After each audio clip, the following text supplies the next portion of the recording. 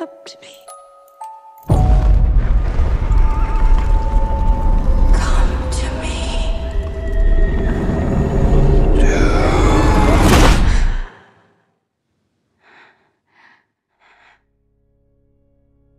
I've never shared my secret with any soul. You've had these spells since childhood. Tell me what you can from the beginning. It is like a dream. It was our wedding. When we turned around, everyone was dead. The stench of their bodies was horrible.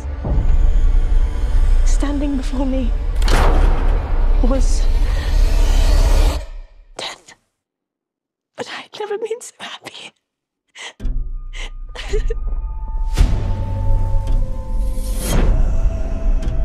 This creature is a force more powerful than evil. Its desire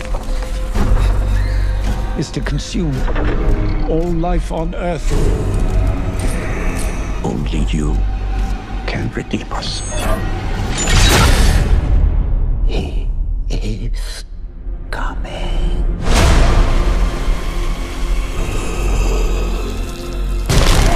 There is a devil in this world, and I have met him. But you could never please me as he could.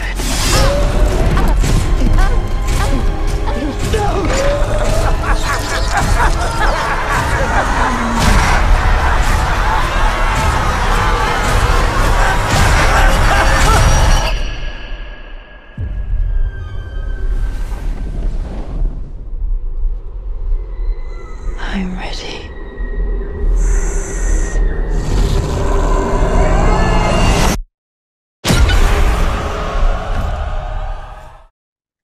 Hi everyone, welcome to this new episode of Carolyn Talks. This is a YouTube/podcast where I speak to film creators around the world about their work, the industry, and what inspires them. And I'm your host, Carolyn Hines, film culture critic, and I'm so happy to be joined today by 19th century literature scholar Madeline Potter to talk about Nosferatu, the 1924, what am I saying, 1924?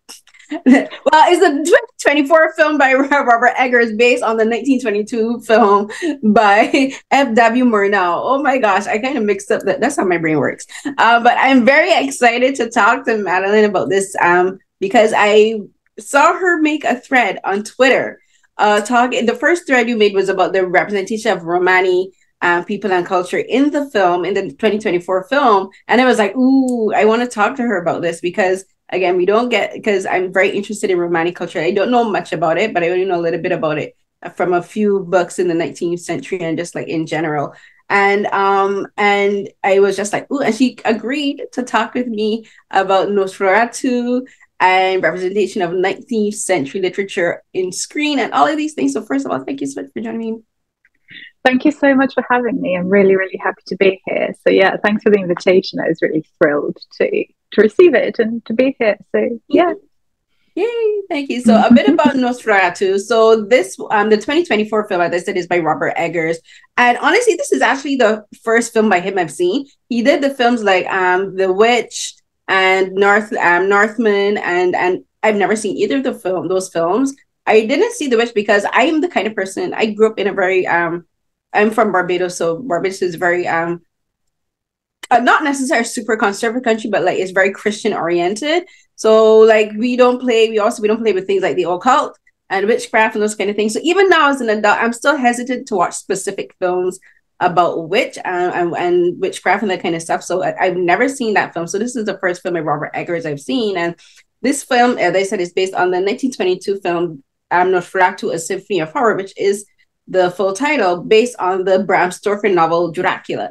And for this film, the 2024 film, my favorite thing about this film is the cinematography. And I think the cinematography by Jarian Balashke is so beautiful. And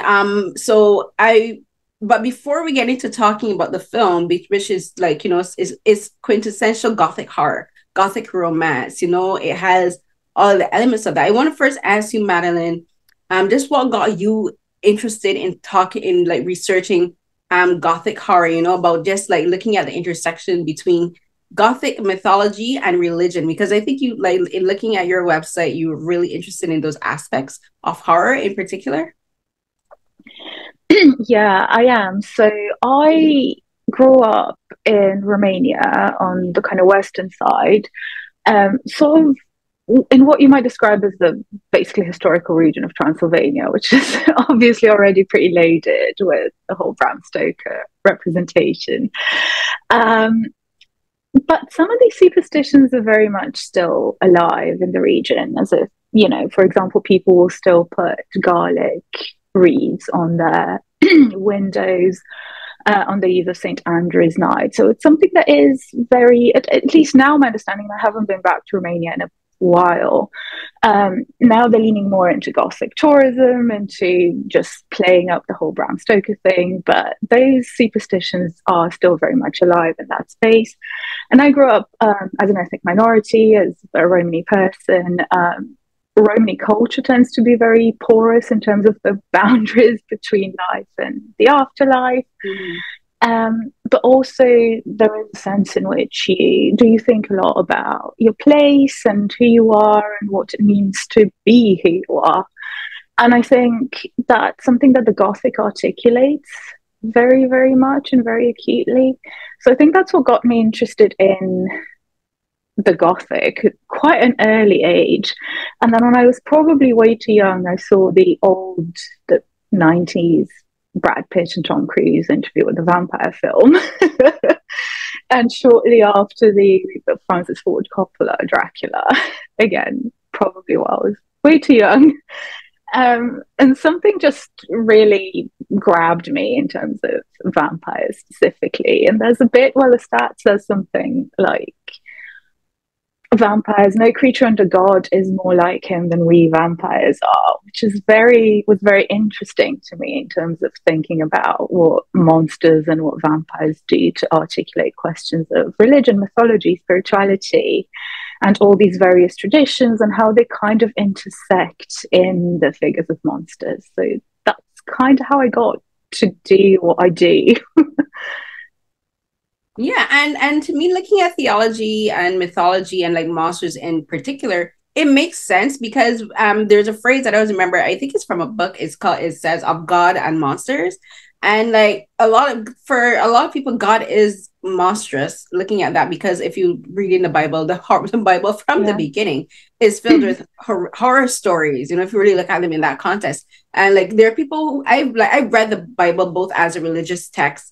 As a Christian, but I've also read the Bible with the mind of saying, like, I'm reading a novel, which has helped me because I've read the Bible back to front to back a couple of times. And I remember distinctly when I was in my late 20s, I read the Bible as though I was reading a novel.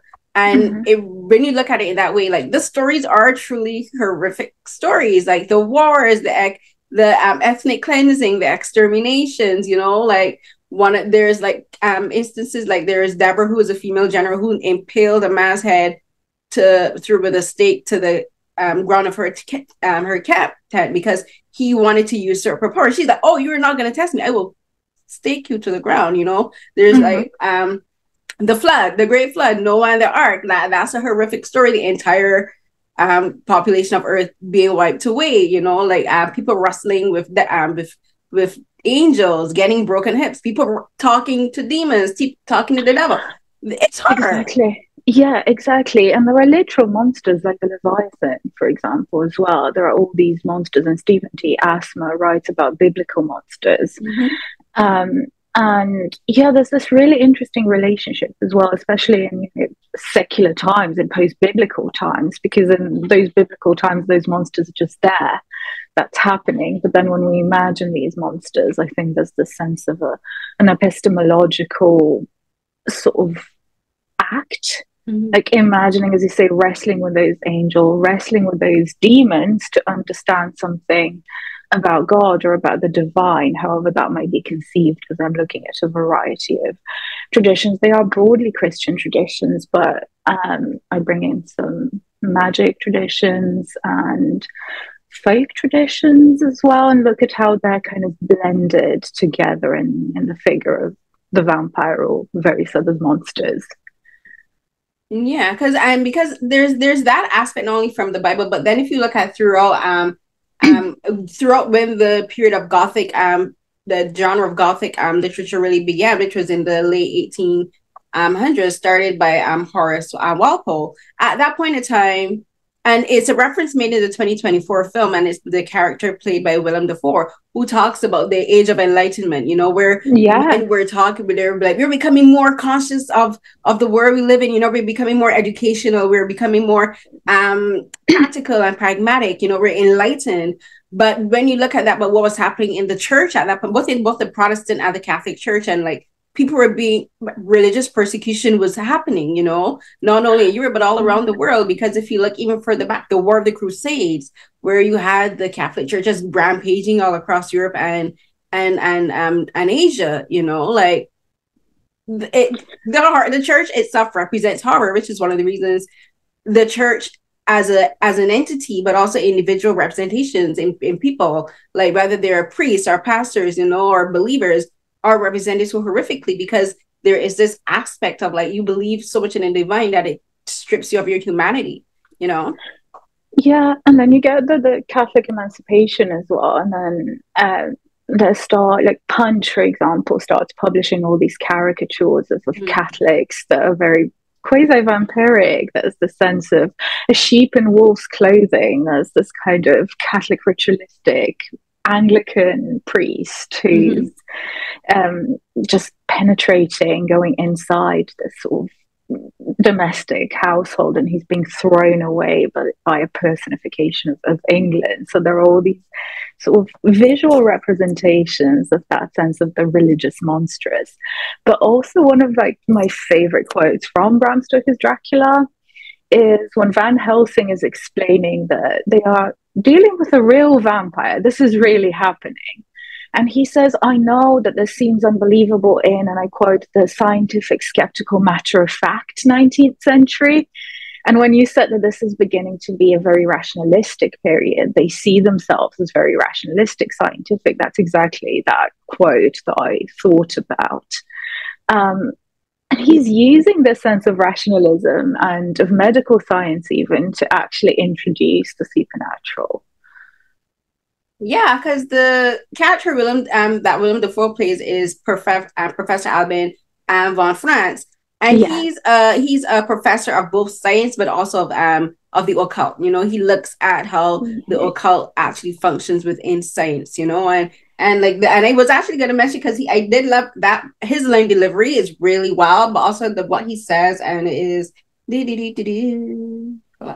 looking at it, where he says like I say, he speaks of men at that time not really being enlightened because they're blinded by the gaseous light of science, and I remember that was great, right. And he talks about it overshadowing the reality of darkness, and the only way to tame darkness is to first understand it, and like that is and like when you, and I think for a lot of people with regards to using my own background, like one of the things about why the occult and those kind of things, like having dark manifestations and the darkness of nature and superstition, all that, is that we don't understand it, because so many superstitions come from people not understanding nature, how nature works, like so many superstitions come because people don't understand how the human body works, like a lot of things with regards to the female body, like having periods, lactation and those kind of things, were seen as like demonic because like our darkness, and unnatural because they didn't have the scientific knowledge and understanding of how the human body functions. Yeah, and in the 19th century, they were experimenting so much with blood, especially with blood loss in like postpartum hemorrhage, so bleeding out after giving birth. And they're experimenting a lot with blood transfusions, which is a huge thing in Dracula. I found interesting in Nosferatu, in the 2024 Nosferatu, is how they flipped that around and she had too much blood.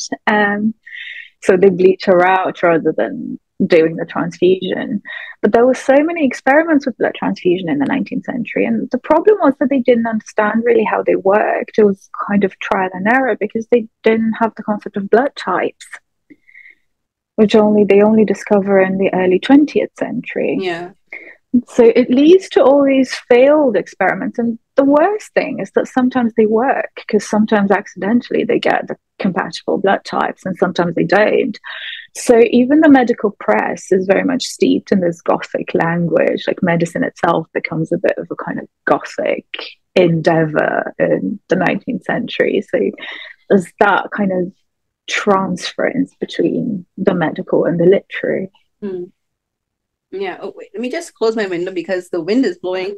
Again, it's getting very moody outside, so the wind is really coming through behind me. So now, I want us to talk now about Nosferatu, about not just Nosferatu, but just the whole vampire and Gothic lore. How blood itself is such a central part to this lore, because a vampire exists because of blood. You know, it's like, and I've always found it where just like, even from very young, I always used to wonder, like, okay, like, human body can't function without blood. We need both blood and oxygen and water to survive. Yeah. You know, we can't live without it. Like the life blood, that's what they say. Like, you know, we need our life's blood. And I've always found it fascinating that for like Bram Stoker, because who invented the character of Dracula, and like, you know, people is like controversial if it's like based on like Vlad the Impaler and that kind of stuff. But I've always found it interesting that you have this creature who is an undead. You know, he was died and brought back through blood, but he's not fully living, you know, because blood is, again, not only what gives us life, but it's like what gives us warmth in our body. You know, our blood temperature is what gives us the warmth in our skin. So I've always found it weird that they say, okay, they get the blood, but they still remain cold. You know, they have blood, but their organs aren't functioning. Their hearts don't beat. They can't eat human food. They can't digest it, you know. And then, but at the same time, their brains are functioning. It's kind of like the whole zombie, like the zombie mythology. And again, zombie mythology actually came from voodoo, and like from in Haiti, you know, like how people don't understand about like zombie wasn't a European invention. Like it came out of Haitian mythology. But I've always like looked at it as how, like, I think both vampires and zombies kind of function that way, you know, like, and I think it's a way for humans trying to understand how to be alive but yet still dead at the same time. Yeah, and there was a point in my life when I spent so much time actually thinking about all the kind of scientific functionings of vampires and zombies. Like, how do they digest? How does their system function? Like, you suck it through your teeth, how does it get into the rest of your body? Yeah. Until I kind of, you know, the more I studied, the more I grew up, I realized that, well, we are dealing with literature, but a literature that is steeped in folklore and in history and in folk traditions. And the figure of the vampire in folklore, but also in the literature that emerges before Bram Stoker, is a very, very versatile and changeable figure. There's so many different types of vampires. There are the kind of Lestat-like figures that we recognize today, but there are also just literal dead bodies that are possessed by a demonic spirit, and then that spirit moves from body to body. So it's technically the same vampire because it's the same spirit that possesses them, but the body changes, and there's some kind of rituals to how long the spirit can inhabit the body. So it's a very, very kind of versatile figure, and sometimes there's a slippage between the figure of the vampire and the figure of the werewolf as well, especially in Eastern European folklore.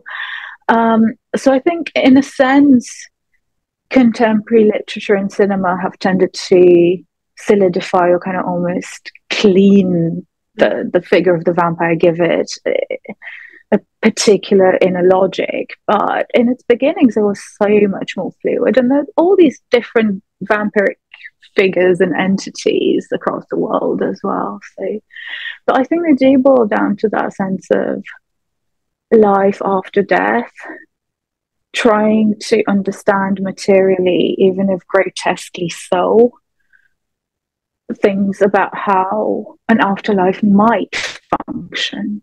So it's an exercise of the imagination in many ways, I think. Yeah, and in talking about that, just talking about that aspect, like, what do you think about the representations of that aspect of vampirism and the mythology in film? Because as you were talking, there's, as you mentioned, Lestat. And I think Lestat and like the original Interview with the Vampire were created by Anne Rice, you know, and the Lestat that we have in the Interview with the Vampire, the show with everybody's just handsome. There's that, but then if you like, one of my favorite film series ever, whether it's gothic, horror, romance, whatever, is Underworld.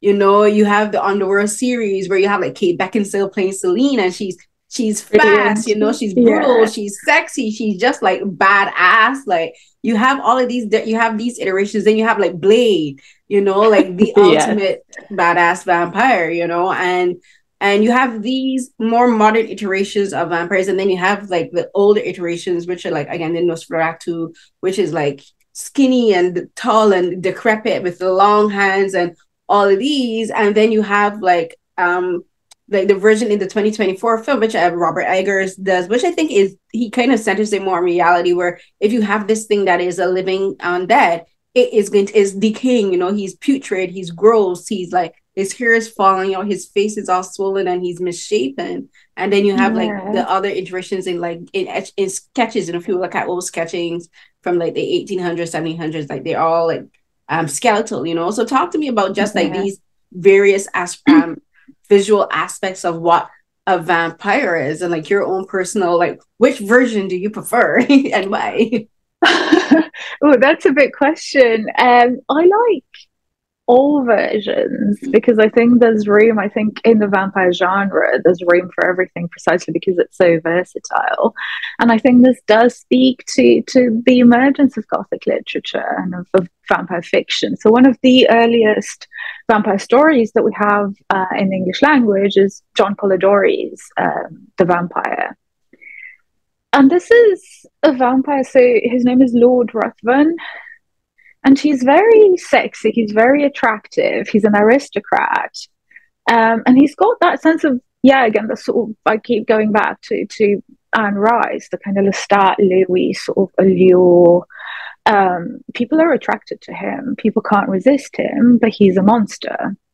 And he's very dangerous. He's not one of the brooding vampires that we get in Anne Rice. So you want to stay out of his way, but he's got that, and that, you know, that's early 19th century.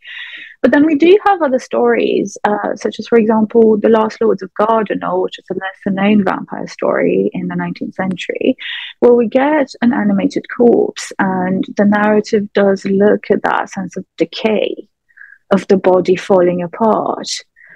And it kind of shifts from this vampire called Teresa looking attractive, and then suddenly you seeing what she actually is like. And there are other stories of a literal reanimation of a corpse in various states of decay that show. And then Dracula himself in Bram Stoker's novel is not attractive. He's presented as monstrous. His breath stinks. And Jonathan Harker is very, very appalled by that. He's got hair in his palms. He's got this very sort of almost like animalistic side to him. He's not an attractive creature. But then a little bit before we get Carmilla, which was very inspirational for Bram Stoker, written by Joseph Sheridan Le Fanu, another Irish Gothic writer. He's very sexy and very attractive and very alluring. So I think there's a shift. There are many ways in which the vampire is represented that encompasses both these ends of the spectrum, and I think everything in between. In film, I really do like seeing all. I think in the aftermath of Twilight, there's been a push towards the more monstrous again, which I think is quite welcome because I think that was being lost a little bit. Well, you see, the thing with Twilight, the thing with Twilight, I think, to me, Twilight to me is one of the more unrealistic, surprisingly, one of the more unrealistic visual iterations of what a vampire, but not only a vampire, but anything that is undead could be. Like the whole idea that their skin and everything is like porcelain, and no one thinks there's anything weird about that. But also they go into the sunlight and it glistens like diamonds. What about why is their skin sparkling? You know, and like, you know, they have the whole moody and broody aspect. And there's this idea, because again, I think the other thing with vampirism is that with regards to like, there's werewolves and like those, and like the creatures from like the Dark Lagoon and all of these things, all of these aspects of like Gothic horror and mythology, they're very brutal, you know, and monstrous and thing. Whereas vampires are considered to be more, well, the more modern generation are more sleek, you know, and like sexy and seductive, you know, and so like Twilight sits in a weird pocket where like the sexiness doesn't really make sense, because I agree. Yeah. The sassiness doesn't make sense, because it's like you have these, they turn when they're young, so they look like constant teenagers, but they still really don't. And then Twilight bothers me. But the reason I mention that is because, again, you said it's so influential for a lot of like Gen Z, you know, like a lot of later millennials. This is their main influence. Whereas like I grew up again with like Blade, Van Helsing, Underworld, you know, the original Dracula. And then there's like, if you look at animation, like I gotta mention anime. I made a list of some of like my favorite versions of like the horror thing, but there's like Castlevania. Have you ever seen Castlevania? The Netflix series, yeah. It's so good. Like Dracula and again, so like this version, like in Castlevania, like Dracula, he's monstrous, and then he gets humanity because of his wife Lisa. She gets him to feel humanity, because she's like, you were once human, however many eons ago. Like, get in touch with that. And like his monstrosity is reawakened because like she's killed. Like I was legit talking about this on Twitter last night, and like his monstrosity is reawakened because humankind, humanity, the church persecuted her and killed her. And you have like, and then you have his son Alucard, or I like to call him Alubay, like Baycard. Like he's so fine. He's like, this is the version of sexiness and brutality meshed, I think, perfectly well. And in the 2024 film, the sexiness doesn't come from Nosferatu. It actually comes from Ellen, you know. So talk to me about that, you know, about the sexiness and how it's portrayed, and the male versus the female, and all of these various dynamics. Yeah, so I think I fully agree with you that I think what's unique about the figure of the vampire, especially in more recent iterations, and by recent I mean recent as a 19th century scholar, so not just the last 2 years or so, but kind of more like 21st century, there's this negotiation of humanity and monstrosity that I think needs to be there in a successful vampire film. Whatever route you take, I think that needs to be there, and I think that isn't really there in Twilight. It doesn't really do it. And I think it is very interesting, because if we take, and you mentioned Blade and Van Helsing, which are very interesting to me because they kind of take to an extreme this sense of kind of vampire masculinity, because they're really kind of, you know, weapons and fighters and great. And that, I think that actually transfers onto Underworld as well, with Celine. Like she's almost got that same sense of the fighting, almost like a masculine vampire in some ways. And I think that works. I mean, I really like Blade a lot. I really like the concept. I really like what he's doing in terms of negotiating his monstrosity and his humanity. I think that's really great. So that's one model, kind of almost like the warrior vampire, the warrior masculine vampire, yeah. And then we've got the kind of broodier types like Lestat and Louis, which I think also works. So they're not that type of, you know, weapon wielding warriors at all. Cerebral vampires. They are. Like they need to sit down and have a talk. That's what they need. They do, yeah, but they've got those philosophical depths that I think make them very interesting, and they've got that sense of guilt, but also embracing their sense of monstrosity and wavering between the two. And I think that's, again, very, very interesting. I think with female vampires, very often it's the sensuality, the sexiness that's being emphasized, almost like an extreme version. I'm thinking about, what's it called? The Salma Hayek character and it's on the tip of my tongue. I know which one. You know when she dances with the snake? Ugh.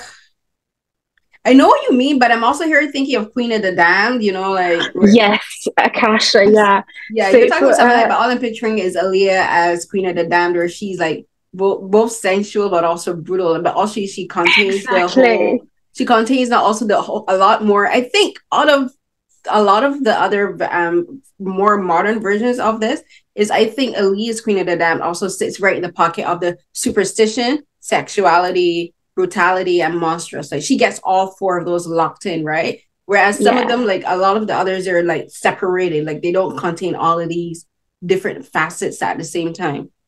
100%, yeah, and it's from Dusk Till Dawn. I remembered it now. But Right. yeah, but yeah, I think you're absolutely right about Akasha, and she's such a. And I love Queen of the Damned.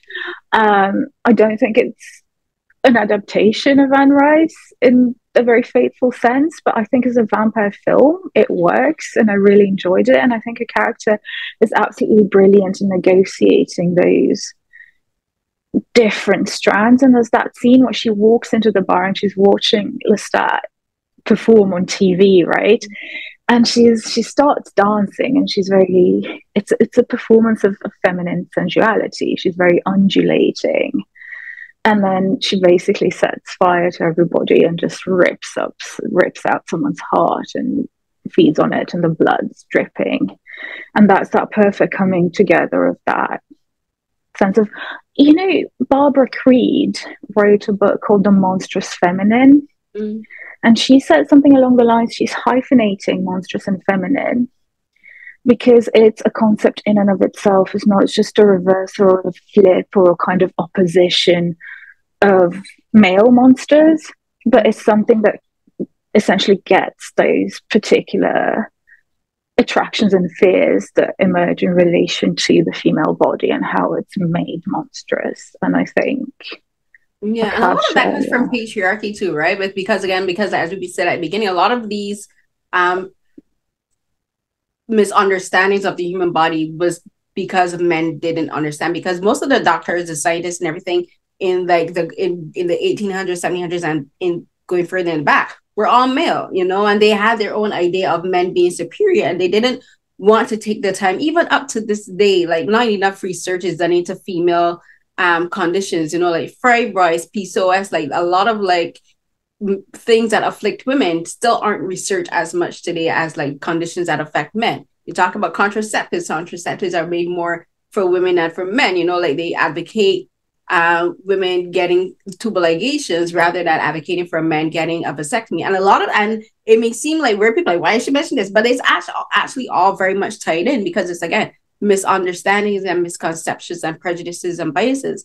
And I think like Dracula, like Nosferatu the vampire, really does get into all of that, especially even, and I didn't even think about it before, but like as we were talking, I'm thinking more about this 2024 film. And really, I think Robert Eggers really does a very good job of getting into that, because so much of the film is about Ellen, and it's about and like she's the one who invites Nosferatu into her spiritually, and then eventually it's the physical consummation of that spiritual connection. But in a lot of like vampire mythological lore, like women are still misunderstood. So women are seen as monstrous because, not necessarily that the women are monstrous in like they're brutal, whatever, but they're monstrous because there's a misunderstanding of who women are and our motivations and why we do what we do.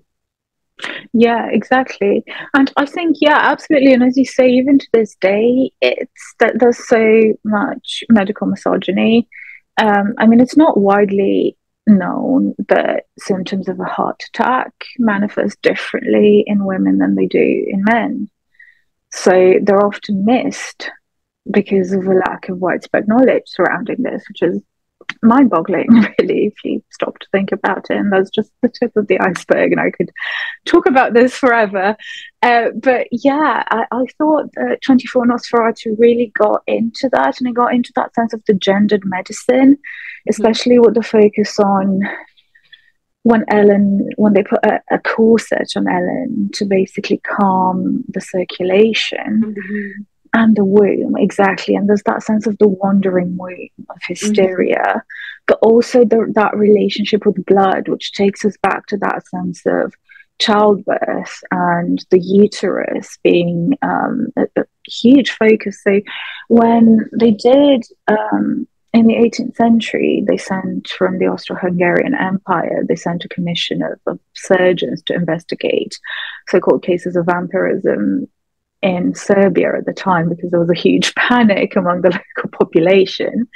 And the imperial surgeon wrote up a report. They basically exhume a bunch of bodies, and there's often a focus on the womb, that the womb of the woman was enlarged or something along those lines. So there's a clear connection between vampirism and birth, vampirism and the womb, and obviously vampirism and sex, but also vampirism and ideas of fertility and of giving birth. And I think that comes up very, very well in that Nosferatu take on that medicine. And then the whole idea of her offering herself to him, which goes back to the 2022 Murnau as well, right? The sense of a kind of pure woman inviting the monster in, and a woman who's married, mind you, she's married, so she's had sex. So the whole idea of her being virginal and pure in that sense, it was just like, I'm like, Murnau, I'm like, what are you talking about? Like, make it make sense. Yeah, that was interesting because she wasn't a virgin. Usually sometimes they would interpret that as a kind of virginal, but she's very clearly not a virgin, because we actually do witness her having sex with Hutter, right? Yeah. But still that sense of the woman, the innocent victim, offering herself up in this act of self-sacrifice. And then it's very interesting because and I wanted to ask you, does she seem to have sex with Nosferatu? Because I was talking to my friends and we've all interpreted that final scene very differently, which I think is quite interesting, because some were saying that yes, they do, and others that no, he just drinks her blood and that's it, that the blood is sort of a metaphor for everything else. I think in a way it wasn't, I don't think it would have been penetrative sex, but I think it's a sexual act, because again, like the blood is so intimate to our bodies. Again, we can't function to it, and you have to get, and the way for vampirism, you got to get right up to the jugular, which is like, you cut, like for instance, if you cut the jugular, like that's it, you're done, you know. And like, so that's the other thing with like the whole vampire mythology, is that you are doing this thing that if the vampire is not careful, they can kill you even if they are not intending to, because that's how vulnerable this part of your body is. And then again, they tie it into a sexual act. And like talking about Interview with the Vampire, the show, like in the first episode where Louis is talking to the interviewer, and he's talking about that first sexual act with Lestat. I've never interpreted it as actual physical sex, but it's more like a mental and an emotional consummation of this relationship. And drinking the blood gives them a euphoric sense. And it makes sense because if you've ever donated blood or ever had surgery or even gotten like a transfusion, your body goes through it triggers something in your brain where you either feel very lethargic or you feel like very disoriented because you've lost blood. So like it makes sense that it would kind of give them, especially because again, like going back when the mythology of vampirism was invented, they didn't fully understand the human body, you know. They didn't understand like how certain things triggers like chemical reactions in our brain. So they would look at someone losing blood as a sexual feeling because it's like a disorienting feeling. So they associate disorientation with sexual euphoria. So in that scene, and again, this scene at the end of the 2024 film, and even in the 1922 film, and even again in like Interview with the Vampire and all of this, it's given sexual connotations because of the emotions that they're getting, but it's not necessarily sex, you know? Yeah, I fully agree. That's very much the same interpretation I have, that basically it's all subsumed into the imagery of blood drinking, and then the whole idea of sympathy emotion being contained within blood, which was a medical theory in and of itself. But then also in the 19th century, what we get, again, with all these experiments with blood transfusion, you know, that often if you've given blood, they tell you to relax the arm as much as possible, right? So that the blood can flow. But you get these illustrations demonstrating transfusions where there's a male donor with his arm extended and very much tensed up in this very obviously very sexual, very kind of masculine and phallic image, giving blood to a very passive female recipient, right? Which again speaks to, and that's present in Bram Stoker's Dracula as well, because they see when Arthur is giving to Lucy blood, he's believing that this is some kind of sacred union between the two, akin to the marriage. And then Van Helsing has a fit of laughter because he knows that everybody else is giving blood to Lucy.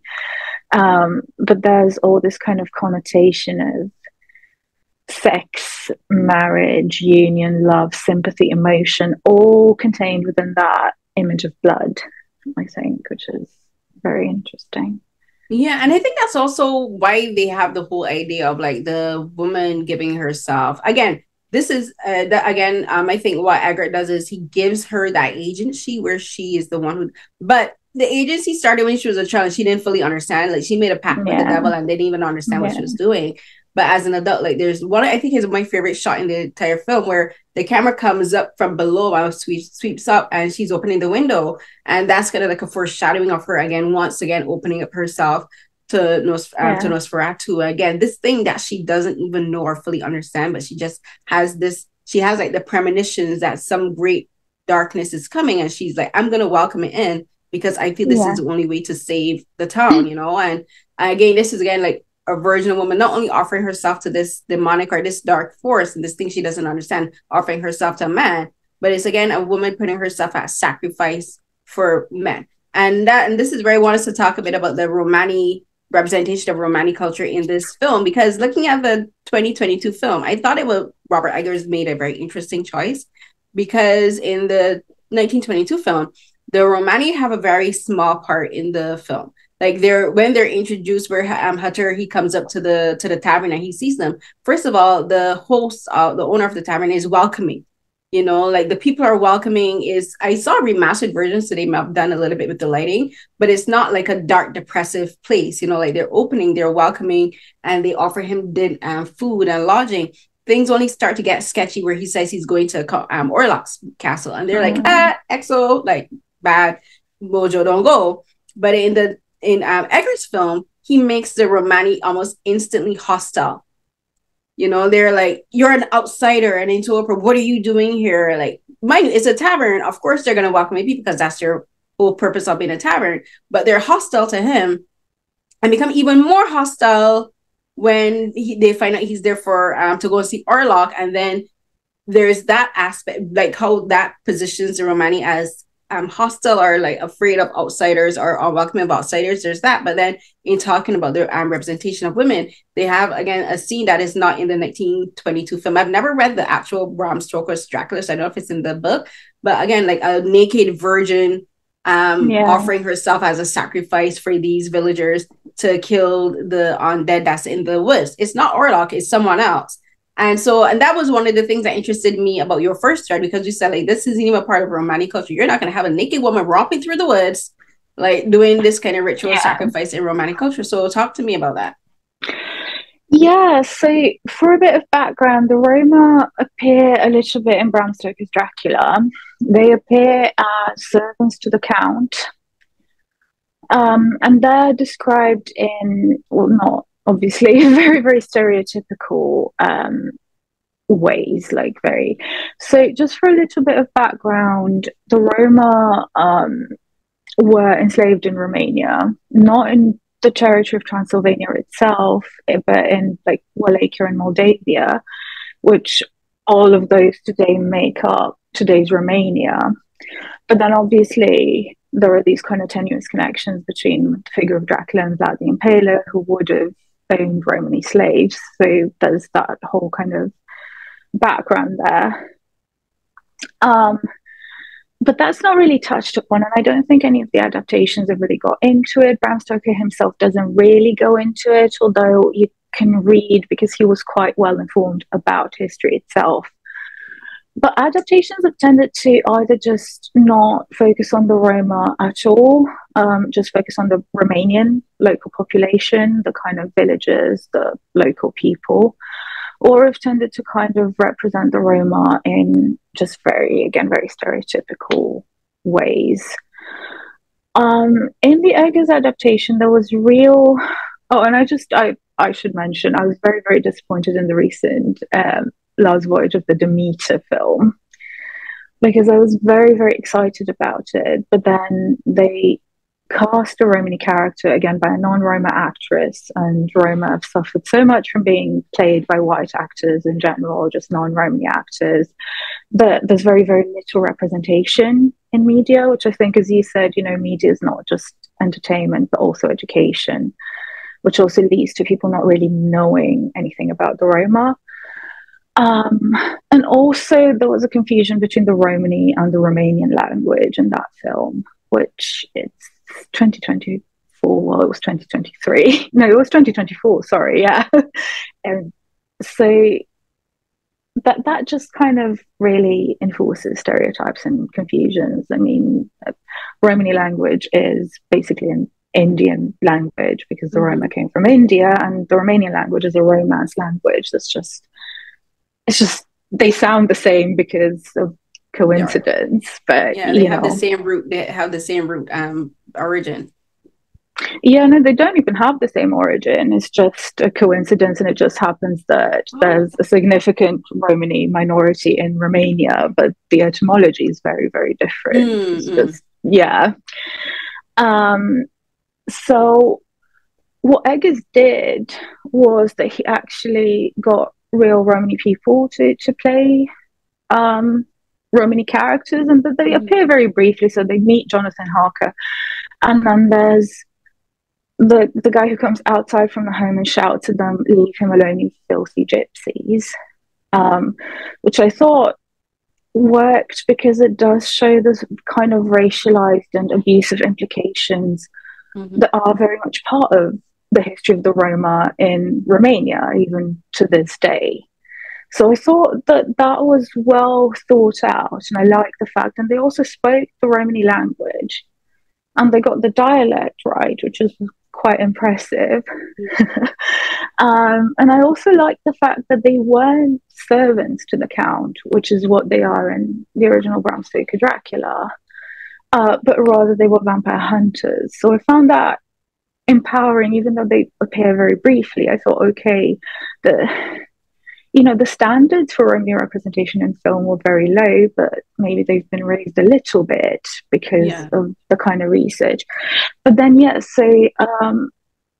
Romani culture, traditional Romani culture, and this does go back to India. So basically, Hinduism has translated into cultural practices because the Roma tended to adopt the religions of the country that they traveled through and settled in the early modern period when they arrived in Europe. So there are Christian Roma, there are Muslim Roma, but most of them share this sense of cultural background that goes back to Hindu spirituality. And they are very, very important. What do you touch? What can you touch? What can you not touch? What part of the body's pure? What part of the body's impure? There's a sense of ritual pollution that must be avoided at all costs. And this is a huge thing in Romani communities. And it's kind of what living by those laws makes someone Romani. Kind of, it's called Romani pen. And having a naked virgin on a horse like that would violate all those laws. Basically, which again is so fundamental and so important that to me that felt like it was everything else, precisely because everything else was so well researched. That felt like no. Yeah, it felt like it was thrown in, because I remember when I first watched the film and I was like, but why though?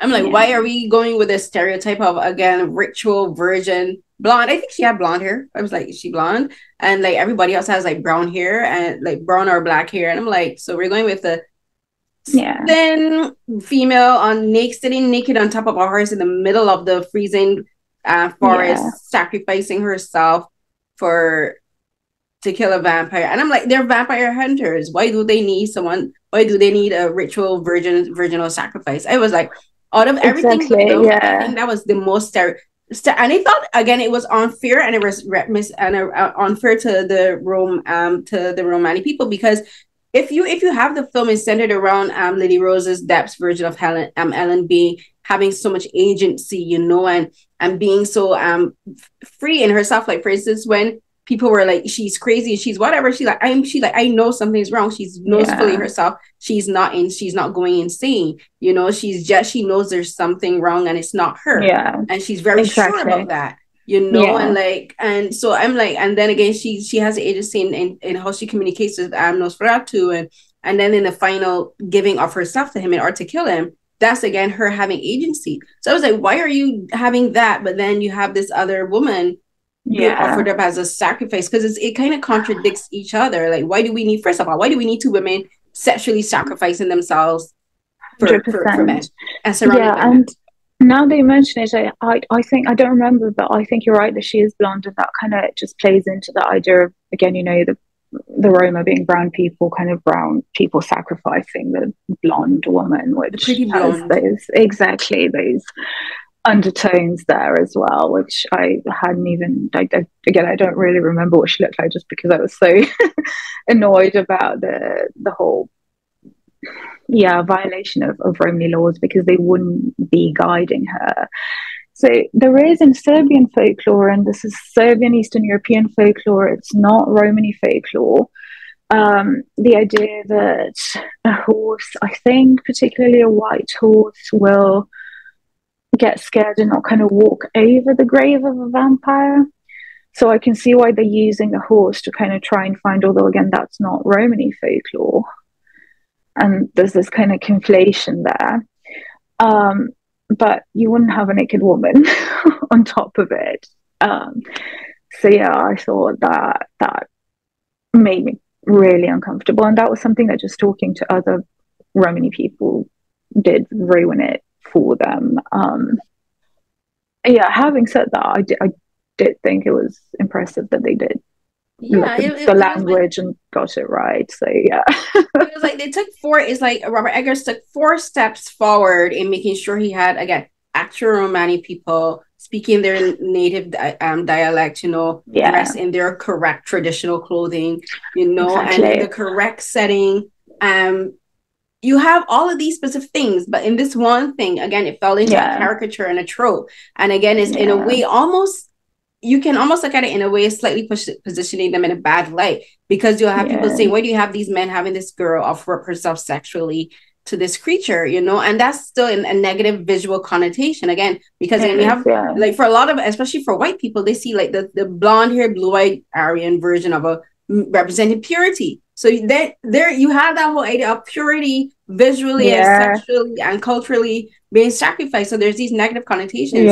And by the brown people, you know. By the brown people. People who were aggressive to Hutter when he came.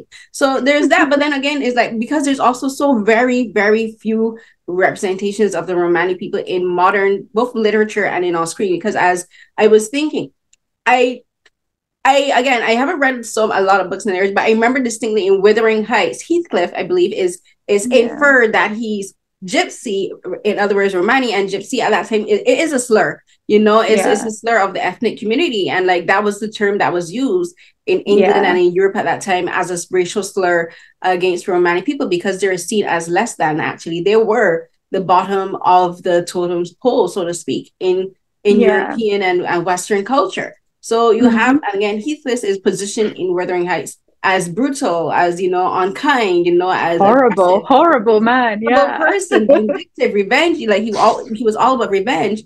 And then I was thinking, apart from that, I was trying to think of how, like, I watched like a few other shows, like maybe like set in Scotland or Ireland, like years ago in the 90s, where again the Roma people are positioned as they're outsiders of the community, because, you know, they're travelers. That's like part of Roma culture. Like they're travelers, so they go from different country to country, and like they have caravans. And it was a reality show in the late 90s of like the of Roma people in Ireland and in Scotland, and they were like positioned as outside of like community because they weren't seen as civilized. You know, like people would like spoke about them in very bad and negative ways and in racialized ways. And so you have like these cultures that being discriminated against. And then you have a film in 2024 still positioning Roma people that way. And then I was thinking, what positive representation of the Roma have I seen? The only other thing I could think of is there's I think it's from 2022, 2023, Austrian show called The Empress. And it's about, I think she was the last empress of Austria before they joined with the area.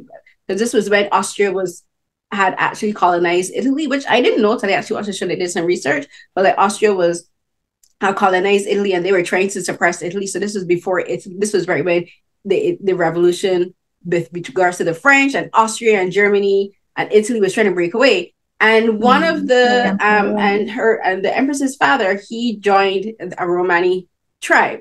And then I realized that they were Romani because of something he said, just like one line. I was like, oh wait, these are Roma people. And like they're presented as being happy people, you know, like they're in touch with like the nature and all of these things. And her dad wanted to be with them because he felt comfortable with them. He's like, they see the world for what it is. But apart from that, I was just trying to think, any other representations of Roma people? No. And I'm like, Robert Eggers, you had the chance. You had just one thing to just take a one thing and it would have been perfect. Yeah, exactly. Just a small tweak and it would have been great. I haven't seen that one. I have to watch it. I'm gonna ask you for sending it to me afterwards. But thank you. Yeah, I think it's quite interesting because even when there are sort of intentions of representing the Roma positively, there is often still fall upon stereotypes. Like it's still very stereotypical. It's still very informed by, very fixed ideas. Because even if you think about the traveling lifestyle and the nomadism, it's not something a lot of people think is just kind of wanderlust or kind of a free-spiritedness. And it's not. If we look into the history, it comes from necessity, it comes from persecution, it comes from their various theories as to why the Roma actually left India, but a lot of them are to do with displacement. It's not just because, oh yay, it's nice to travel. So, and again, Romani culture, the whole idea of free-spiritedness is quite surprising to me when I hear it from other people, because it's a very traditional culture in many ways. Again, just going back to the laws, the cultural laws, that they tend to be very strict. They're quite conservative communities in loads of ways, especially the more traditional ones. So it's in a way just looking at particular things that are visible and misinterpreting them, rather than accurate representation. But I hope that does kind of improve in the future. That's my hope. I think there are very, very small steps. I think this film is a very small step in the right direction that I think at least would set the expectation that people work with non-professional Romani actors in this case, but professional ones as well, because there are plenty. I would love to see an adaptation of Wuthering Heights cast a Romani man for Heathcliff.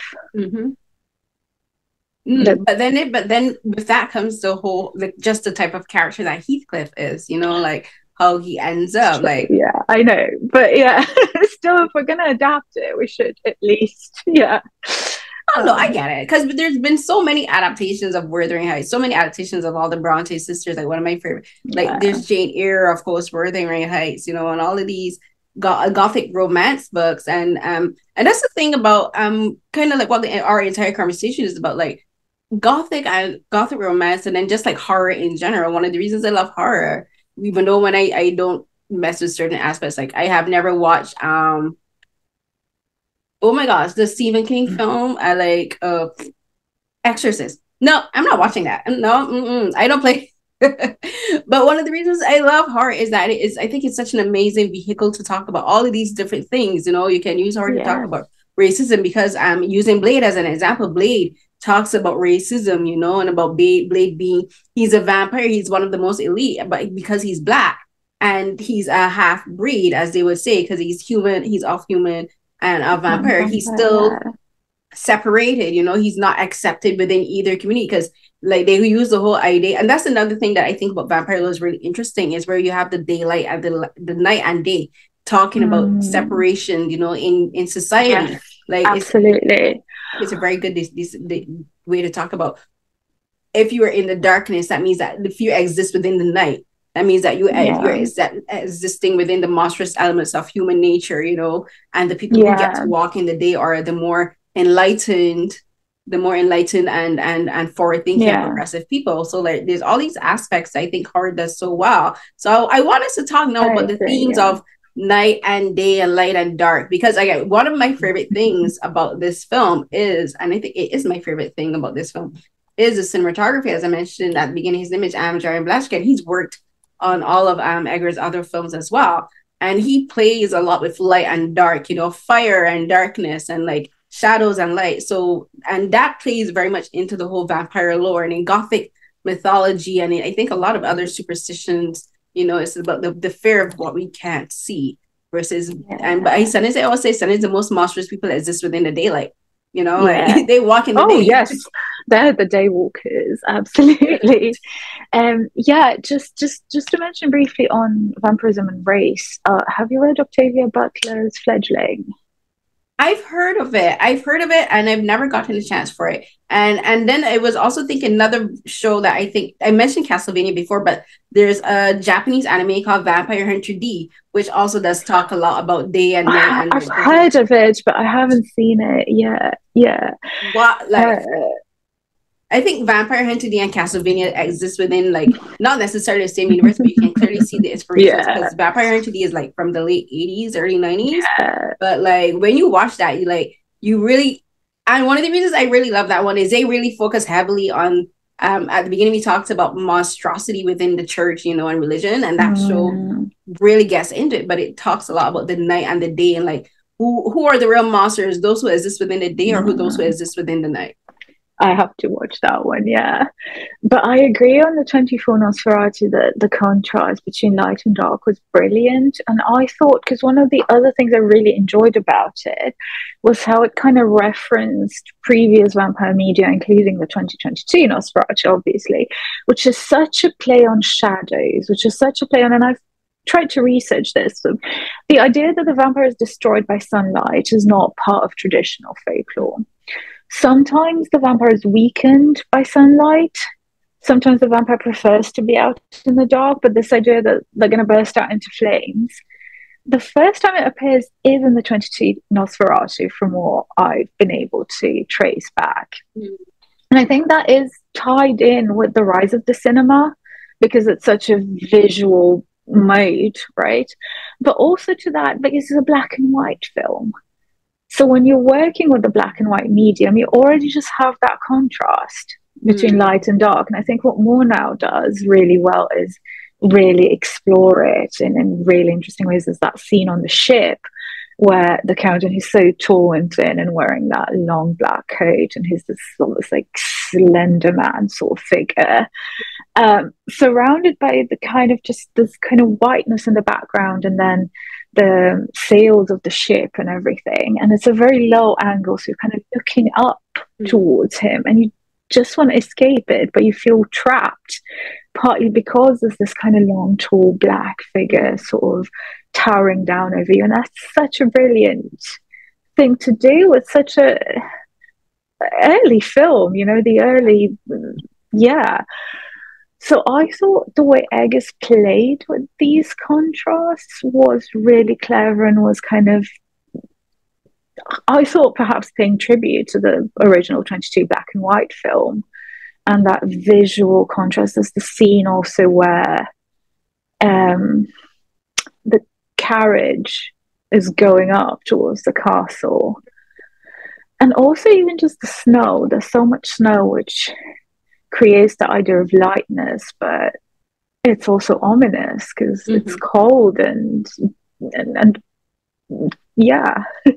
vampiric in its own way. Snow has this connotation, and again, snow features a lot in a lot of horror films, especially those of like mythological creatures, because even thinking about it, like in Underworld, a lot of the setting takes place in the cold wilderness, you know, like there's snow always falling around, especially a lot of scenes with the werewolves. A lot of the werewolf settings is in the cold, and like because I think because humans we're afraid of cold. You know, we're like being cold terrifies us, and I think a lot of that again has to do with the iconography of death in media, you know, like the casket in the ground and like a cold crypt and being buried, like if you're in the ground, it's constantly cold, you know, and so like that the cold invokes this fear. So you have like the aspect of death, and also because once a human being has died, the body turns cold. Exactly, the corpse is cold precisely because the blood doesn't, because you don't have the blood in it. So again, Twilight thing. Why do you have blood in you and you're so cold? Like, what is that? But anyway, yes, I digress. Exactly. Yeah. But yeah, so I think there's this kind of sense in which the snow is, you know, like the vampire. It's cold. It's So I think there's that interesting play there, and that just there being so much snow around. Yeah, it is. And the thing is again, in like this 2024 film, you really see it highlighted the difference. There's the light and the dark, but heat and cold, you know. Like in Nosferatu's castle, in Count Orlok's castle, there's so much fire. In like I was watching this the interview with the cinematographer, and he talked about he wanted real fire. And I thought it was interesting that even though there is real fire, and like fire is warmth, you know, like the light, the color, it connotates warmth, you still get this absence of warmth within the space itself, because it's this big humongous empty castle. So it's still like it's like no matter how much fire they put in the space, it will never be warm, you know. Whereas and then there's the scenes with Ellen, like I noticed that the scenes where she's so unsure of everything are lit in a very way that she seems cold, everything looks cold and dark, but once she finally accepts what she's going to do, the setting is more warm, you know, like in the final shots where she's with Nosferatu's like gross body, like it's kind of like bathed in both light and dark, so it's like she's existing on the periphery of it. Yeah, exactly. Yeah, there's this really kind of subtle play between warmth and coldness that intimates what's happening actually, and these kind of emotional changes of the characters, or these kind of twists and turns. Yeah, it is. And I want you to talk about just in literature, because again, like we have the film to visualize it, but so much of your work focuses on literature itself. Like when you're reading these stories and when you're doing your research, what is it particularly that really draws you in, you know, like you said, like where you're like, for instance, we said a lot of your work focuses a lot on theology and also on like physiology, like the blood and all these things, but what is it particularly that something that always keeps coming back to you, you know, like in all of your research, there's one thing that just keeps popping up over and over and over again? I think it's the body, the corporeality of the monster. I think why I tend to work on monster literature and vampire literature more than say ghost stories is because there's something about that tangibility, that ability to touch the vampire.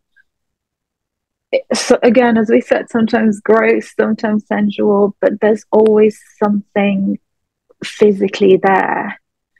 And I think that's very interesting to me. I think it's that sense of the bodily presence of the monster that really makes me ask questions. Why is it there? Why is it the way it is? What does it tell us about ourselves?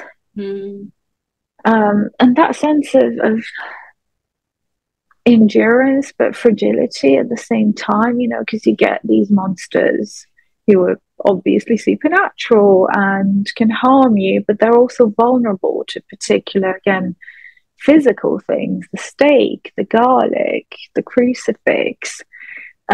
It's all something that's happening in that domain of the bodily, the physicality. And I think that's very, very interesting to me. It's the intimacy, you know, because like for human beings, I was talking to I think someone else about this recently. Whereas for human beings, a lot of us, like we have the personal space, you know, for someone to get as close to us as possible. Like, so if you have like, you get this physical sensation of someone just crossing a barrier and entering your personal space. And for in vampire lore, they go right, as they say, right for the juggler, but it's also just like they're all up in your space, you know. And whereas if you think of other mythologies, like things attack from a distance, you know, like a werewolf might attack aggressively, but they're leaping from a distance, you know. A zombie is like chasing you slowly through the woods till they eventually catch up with you. But the you know, but like there's a distance there. Whereas for vampires, like they want to be close to you. Like their intent is to get as close to you as possible so that they can take your blood, take your life force. And as we were talking, I think one of the things that really draws people into the vampire series, I think one thing that the writers and directors and the cast do fantastically well is they talk a lot about the intimacy of human connections. Like I see this show as less about vampirism and more about human behavior and human intimacy. Absolutely. I think that's what and I think that's what really draws people into the show. And I think, again, like I would say that what Robert Eggers does with this new film is he really does talk about the intimacy of human connection, you know, because like Ellen and Nosferatu said, like Ellen still has a very intimate relationship with Hutter, you know, like they're a loving family, like there's that intimacy there. Yeah, absolutely. And that intimacy, again, just kind of, there's the emotional intimacy and it's manifested through that physical closeness as well. So yeah, I think there's that sense of the intimacy, the space, the body, inhabiting the body, understanding how the body works, that sense of connection. But I think also that sense of grossness, you know? But you said that Ellen's there with Nosferatu's gross body. And I think that there's one of the scenes that horrified me, I think, the most in the film was when the Renfield character feeds on that pigeon. And I think, just the realism of it to me was, there was nothing out of there was nothing exaggerated, but they depicted something that is in the book. Well, in the book it's not pigeon, but it's still birds, in physical detail. And I think that's interesting. But also how much I think so often we forget how tied to our bodies we are. We just go about existing, but then I don't know, I had the flu, for example, at the end of last year, and when you really become increasingly aware, just you can't do anything when that's going on. So I think there's a reminder of just how corporeal human beings are, which I think is sometimes easy to forget. It is. And you mentioned, and the things like for me, like I've had 4 surgeries under general anesthesia, and there's something that it's like it's not really a switch you have to flip, but there's this thing that you go through, and I don't think anyone who hasn't gone under general anesthesia would fully understand what I mean, but it's just this idea of you are going to be unconscious for however many hours, and you're leaving your body completely vulnerable in the hands of, apart from the surgeon and the anesthesiologist who you would have had like pre-op appointments with, like the nursing staff and everyone else. You don't know these people, you know, you don't know who they are, you don't know where they've been before they come prepared for surgery, and you're just leaving your body completely vulnerable to complete strangers, and like you're completely unconscious of anything. And it is something that I don't think of, like I don't think like I said, I've had 4 surgeries and I don't think I'll ever get used to it. And again, like in talking about vampire lore, is like you're letting someone, like this thing wants to get as close to you as possible, whether consensually or against your will. Like, you know, like they'll attack you and like they'll and it's just like this whole, and I think that's something that fascinates people about vampires in particular, is like this thing that just wants to consume who you are as a person. And for you, do you think that's what really, like you were saying, like one of the things that really fascinates you is the intimacy and like how this comes, but like, is that something that also scares you? It might, you know, because a lot of the things that fascinate us also scares us. Yeah, absolutely. And I know I've had 1 surgery under general anesthesia, so I know what you mean, is that sense of being completely vulnerable. And yeah, I think absolutely. And there's this sense of, you're being completely vulnerable to the vampire, and again, very physically so. And physically so, when I say that, I mean also, that consumption. And specifically the consumption of blood, which is we've discussed already, comes with all those implications, because blood is, well, it's a physical thing. It's a liquid. You can drink it, you can see it, you can touch it, but it's also got all these ideas. You know, the blood is the life, the sympathy, the soul, the affection, the love, the blood rushing to your face, the blood rushing to your heart, the blood rushing around when you experience a particular type of emotion, right? So there's this sense of blood existing at this really interesting, of being something very physical, but something that holds all these connotations and objectively has these emotional these emotional associations. Again, you know, the heart pumping when you are stressed, or when you love someone, or when you are absolutely terrified.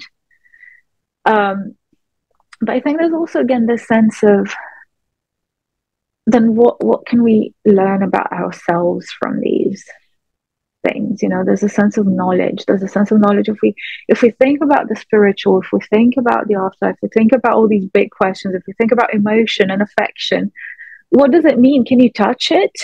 And you can't really, but I think the closest you can get to touching it is the figure of the vampire. It's true. Like, it's terrifying and fascinating, and it's enthralling, but also repellent, you know, all those kind of things. We'll begin to wrap it up, but something that I want us to talk about, we've talked about the blood, the sexuality, all stuff. I want to talk about we've talked about the violence, but I want to talk about the violence in way, like you mentioned the pigeon, and one thing about that scene that's really, I think, evocative, that I think, again, the funny things, there's so many things about this film that I love in parts and in sections, but overall the whole, something about it just doesn't work for me, and which fascinates me about this film. But like, I love that film because it does talk about the brutality of man, because this is the Knock, who is a person who bites the pigeon, you know, like he worships at Nosferatu's feet, you know, he's a envoy of Nosferatu, but he's not a vampire, you know, he's not a vampire, but he is brutal in the way how he attacks the prison wardens, you know, and the way he attacks the doctor, and then the way he attacks this poor innocent pigeon, and he bites it. And I reading your website, this is something that you also discuss in your work, in your literature, and I think one of the things about that really disgusts us as human beings is we eat meat, yes, but we eat cooked meat, and like there are people who eat raw meat, like, you know, like cook a beef medium rare, but it's not alive, you know, it's not cooking. But the thing is about this is that he just bites this thing, and he shows such aggression in it, whereas for the vampires, again, when they attack, it's more in a sensual, cajoling way, you know, because they're trying to prime their thing. Whereas for Knock, he's just full on aggressive. Even for Nosferatu, when he finally does meet up with Ellen, is in a more cajoling way, you know. He's like, my love, and even when he goes, and even when he goes at Hutter, it's in the dark. Like Hutter isn't even aware that it happens till the next day he sees the bites on the ship. Like we just see the motion, but we don't actually get to see the actual bites. But for this, Edgar shows like the inhumanity of man. Like man doesn't even have to be a monster to be monstrous. So talk about that, and how you discuss that in your literature. And in a way, it's even worse than the actual vampire, right? Because, and I'm not being devil's advocate here. No, I understand what you mean. Yeah. But they need to feed, right? Obviously, they are predatory. Obviously, they kill people. There's the monstrosity. There's the grotesqueness. I think that's something that actually the interview with the Vampire series, the latest one, gets into really well. That sense of they don't feed, they starve to death. They have to feed, and the only thing they can feed on, the only thing that can sustain their life is blood, and essentially human blood, because we know that Louis tries to, it doesn't work out for him. So with the Renfield character, because I call him the Renfield character because he's in Dracula, and Bram Stoker's Dracula as Renfield, and is exactly the same. He doesn't need it. It's not a necessity. It's a desire for evil, although in the book there's a point, because he starts off with eating small things and then builds up to bigger things. So after the bird, he's actually asking for a kitten. There's kind of this sort of, he starts with insects and birds and wants a kitten. He wants to move up the scale so that he can become a vampire, and he keeps shouting, the blood is the life, the blood is the life. But then he's uncomfortable with the idea of consuming souls. He's like, I'll consume the body but not the soul. So that's when he gets, no, I don't want to think about the souls. So I think that in the novel, in Bram Stoker's Dracula, where that kind of gap is being shown and how he's not thinking about it to begin with. But still, I think there's that sense of the human doing it for what? There's no sense of necessity. It's just reveling in violence. So I think when the human does it, it's more grotesque than when the vampire does it, who again has that sense of necessity. Yeah, there's a word for it. What's the particular word to describe it? Because it's down here, and does it begin with an E? A T something? There's a word used to describe it with like the biting of like the animal, or is it, am I remembering it something? It's not etymology. No, it's not. Etymology is something, it's the study of something. Oh my God. Yeah, the words. There's an actual word for it. I saw it and I should have written it down, but there's an actual word. Like my brain. But that's the thing. I can't think of it, but yeah. Yeah, but that's the thing. Like humans are more brutal than the monsters that we claim to be afraid of. You know, like the things we do to each other doesn't have anything to do with you being turned by a werewolf bite. Doesn't have to do with someone putting a curse on you. Doesn't have to do with you becoming a vampire. You know, like exactly. Nothing but evil compels humans to do evilness to others and to other creatures, innocent creatures. You know, like yes, and including other humans. Yeah. Yeah, we are the more dangerous things. Like exactly. Forget the vampire. Like the humans were the more dangerous aspect. Because again, if you think about Nosferatu, like the thing about Ellen, what was actually placing Ellen in danger was the people not listening to Von Franz. You know, like Von Franz was saying, I know what's wrong with her. Like she's she's existing between the realm of the sleep and the awake, and like she almost was killed because they were doing like the bloodletting, you know, and messing around. And again, it's like the ignorance of humanity is more dangerous than anything that we claim to be afraid of in superstition. It is, and I think part of the fascination of the vampire is that it holds a mirror up to ourselves. And I've said before, you know, Dracula doesn't have a reflection in the mirror because he is the mirror. He makes us aware of that evil, of that brutality, of that violence that is actually there in humanity itself. And that's really there. I've never thought about that, but you're right. That's why he doesn't show up in the mirror, because he's reflecting who you are. You only get to see exactly. That's kind of like in the famous shot in the Van Helsing film, where like, you know, they're dancing in the ballroom and like he's dipping her, and the only person you see in the dark is her. He doesn't need to be there because she's all that she needs to see. Exactly. Yeah. I never thought about that. You're right. and also like Dracula being a reflection of humanity in Castlevania again, like the famous scene where before he lays waste, it was not before he lays waste, but it's like after they've killed Lisa, and he comes to the priest in the church and he tells them, you killed the woman that I love. He's like, she did nothing to you. He was like condemning them, because he's like, you people in the church, you are the scourge on humanity. You're the people that exploit, you know, betray, steal, misconstrue religion. Like he's like, you use religion as a weapon. And he tells them, you are the demon that walks this earth, not me. You know, and like exactly, like you're right. Like Dracula, he was telling them all about themselves. Yeah, exactly. Yeah, it's that kind of sense of this is who you are, not me. Yeah.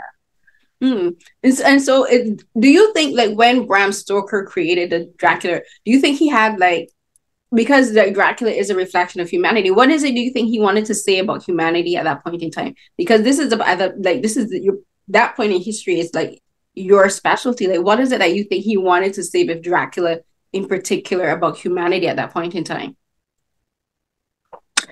I mean, I think various things all at once. I think he's trying to expose a bunch of ideas, and I think one thing that he's trying to expose is this sense of fake safety, of rationalism, kind of going back to where we began. This is a period when increasingly, they see themselves as very, very skeptical, very rational. And there is a clear sense in which he's saying, well, let's step back and look at ourselves because we're really not there. I think it's about, there's a sense in which he's exposing questions of hypocrisy and how we treat women, and also senses of homosociality, how men create friendships with each other because that group comes together to fight the vampire. And I think that's a really, really important thing that he's thinking through and thinking about. And just more broadly, our psychological processes individually. And I think that's interesting. Just think about the relationship or interaction between Dracula and each of the characters and what he brings out of each of the characters, because it's quite different. So in a way, just inviting us to look inside ourselves and discover who we are. Yeah, and you're right, because, and even talking about, we're all gonna have to do a separate recording to talk about Interview with the Vampire, both the film and the series, because like you mentioned, because you mentioned homoeroticism, and that isn't necessarily in the Nosferatu film, but it is as this, but in the literature, especially in a lot of the more 20th century and 21st century films, where a lot of people interpret the homoeroticism with regards to in a sexual relationship. But again, it also has to do with, I think, also just even platonic relationships. And it's about the physical intimacy and the closeness of a male vampire getting close to a male victim or male target, So there's that whole thing, push and pull. So like, yeah, we'll definitely have to do a part 2. For sure. Yes, please. I would love that. No, for sure. Because like I binge watched, like I have told you in our Twitter thing, like I binge watched like all 2 seasons in 3 days. That was the last thing I watched for 2020. It's amazing. That's so impressive. It's such a good. I love the show. It's so well done. Like there's so many layers. And the thing that really bugs me about it is like I waited. I watched it in December, so that was like long after the first 2 seasons showed. And like people were talking about it on Twitter, but I saw like so many people on Twitter talking about, all they kept talking about was the sexual aspect, about the relationship between Louis and Lestat and all of this stuff. And I'm like, and I'm watching the show, I'm like, forget the sex, like let's talk about the psychology, like let's talk about there's so much, it's so deep, there's a lot of I think sex is so interesting. And it's so, I think it captures the whole, because I read the novels, I wrote the whole vampire series as a teenager after I saw the Brad Pitt film, and I think this one really, really brings out that essence of the novels. That it's great, it's so good, and I can't wait for season 3. And I can't, because that's Louis in his Rockman era. But it's ridiculous. He's such a ridiculous character. He's so extravagant. He's too much. He is like the opposite of Nosferatu. Nosferatu is like shriveled up, closed up, living in his dark mansion, sleeping in like his stone crypt, whereas Louis is out there in his like fancy suits with his hair all well done, speaking in French and being like, ooh, like they're all brilliant. Yeah, they're great. Yeah, they are. Thank you so much, man. This was so much fun to talk. Thank you. It was brilliant. I've really enjoyed it. This was so great. Tell everyone where they can find your work and what you are working on. Is there anything you're working on right now in particular? Any specific research you're doing? And so right now I'm finalizing my 2 books. My trade book is called The Roma: A Traveling History, and it's going to launch later this year in the UK, published by The Bodily Head, and in the US by HarperCollins. So that should be out in a few months, where I kind of talk about the history of the Roma and some elements of memoir. And then my other book, which I'm just going through some tweaks on the manuscript now, is Theological Monsters, Religion and Irish Gothic, where I talk about, vampires and stuff. A lot of the kind of stuff that I talked about today comes from that research. So those are my immediate projects, and you can find me on my website. That's madeline-potter.com, and also on social media on Twitter /X, Madeline_CCT, and on Instagram with the same username, and also on Blue Sky on Madeline.Potter. Yeah.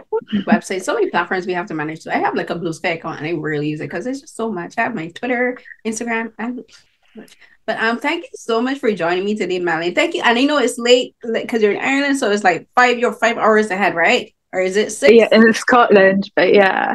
Oh, Scotland. Yeah. Ireland, why? But Scotland. Yes. It's well, probably because I work on Irish Gothic. So yeah, it's 20 to 9. So kind of vampirically accurate record in the evening.